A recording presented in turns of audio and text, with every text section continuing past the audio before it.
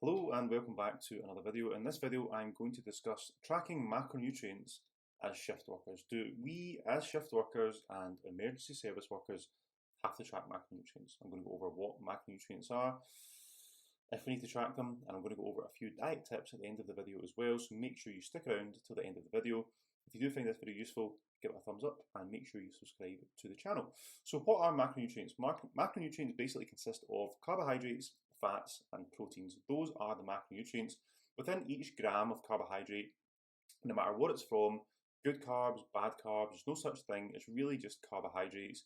There's 4 calories. Okay, so every time you hear about someone talking about macronutrients, they really just try and overcomplicate things. Macronutrients have been around since I started my fitness journey back in 2008. I was tracking macronutrients. Now I track calories and a protein target, and we'll find out at the end of this video what you guys should really be doing. So carbohydrates are 4 calories, fats are 9 calories, and protein is 4 calories. So they really just consist of calories. That's the one thing that I want to get across to you guys in this video. There's nothing special about cutting out carbohydrates. There's nothing special about cutting out fats. There's nothing special about increasing protein targets. It all just comes down to that energy balance equation, which essentially is calories in versus calories out, which is the one thing that we want to focus on as we go through the day and as we go through the week. So why do we need to track food? Now, fat loss comes from lack of energy. So I want you to think about body fat as basically just stored energy. So any areas of your body you can pinch and you can feel body fat, instead of feeling down about it and thinking, oh God, I'm fat, I'm overweight, just think, do you know what? It's just extra body fat. It's just extra energy that's basically stored within my body. I'm going through a gaining phase just now. I've got a little extra inch of pinch around the midsection, but I'm happy with that. Don't worry about it.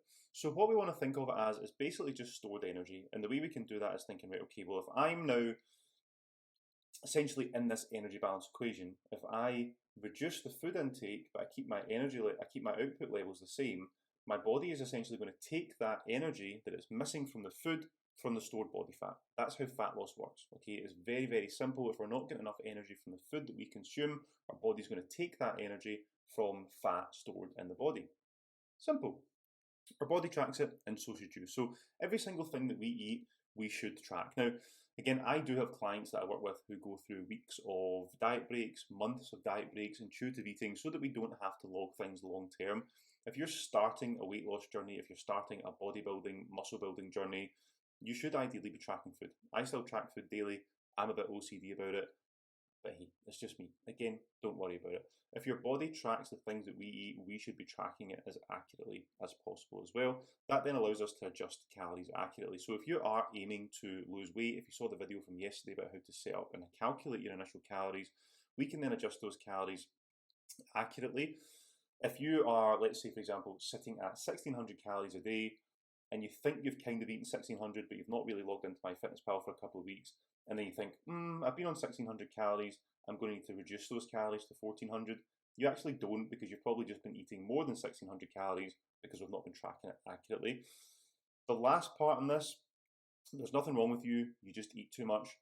It's one of those ones, again, this is why I'm doing these videos, because it's just as useful as saying, well, eat less and move more. Yeah, it's the same as like spending money. Just spend less and save more. Yeah, in theory, it's easy, but understand it. But I want you to take from this, there's nothing wrong with you as a person, whether it's thyroid issues, if you're on thyroxine. It basically balances it out, so get rid of that from your head as an issue. If you hold these things against yourself, think, oh well, I'm never going to lose weight because I've always been overweight. Instead of thinking about that, just think, I need to change my eating habits. I've always eaten too much and not moved enough, and that's why I am overweight just now. That's the easiest way to think about it. Don't let these things hold you back in any way, shape, or form. So, keep it simple on shift. Now, this is something that I've had clients that I've worked with, who've worked with other coaches, come back from. They would get home from a night shift at 8 o'clock in the morning. You would go home from a back shift at 20 past 1 in the evening, in the morning, essentially. And you would look at your MyFitnessPal and think, oh my God, I've got 32 grams of carbohydrates left and I've got 14 grams of fat. What am I going to eat? Like, even just the thought of that is just stressful enough. Instead of thinking about it as 32 grams of carbohydrates and 14 grams of fats, just think about it as 254 calories. Right, okay, so I've got 254 calories. I can literally go and pick anything now from the fridge that I want that's 254 calories in order for me to hit my calories for the day and still make progress over the course of the week. Going over calories on shift, this is an important one as well. So if we are tracking calories and you do go slightly over your calories one day, let's say you get absolutely shafted at work, which is probably going to happen to you in the next couple of weeks, happens all the time, and you get McDonald's and you go 400 calories over, you can then basically just track that. Don't ever not track it. Just track it, scan it in, drop the protein target for the day if you have a protein target. Still track your calories even if you went over, because you'll find that if we're tracking calories consistently over the course of the week, those calories will balance themselves out towards the end of the week. And if you find that they're not doing that, you can reduce calories a couple of days going into your rest days or over the easier shifts where you don't feel like you need to eat as much. The weekly average matters, daily doesn't. Now, as long as we're getting enough food in, if you're eating 400 calories a day, you're going to be absolutely exhausted and have absolutely zero energy. But if you're consistently eating a decent amount of food, your weekly calorie total matters more than the daily one, certainly on shift. If you're going in for a night shift and you're not hungry, let's say it's your first night shift, and you wake up and you're not hungry, you go to work, you're still not really hungry, you get a bit peckish at 3 o'clock in the morning, but again, you don't want to have a normal meal at 3 o'clock in the morning, so you have a packet of crisps and a chocolate bar, which we've all done. You then go to bed, when you go home from work and you've had like 700 calories for the day, don't stress too much on that. That's the one thing to think about. Your calories will balance themselves out. Don't ever feel like we have to force feed ourselves. Don't ever feel like we have to overly restrict ourselves. Most of the calories that you guys will be on for a weight loss phase will be more than enough.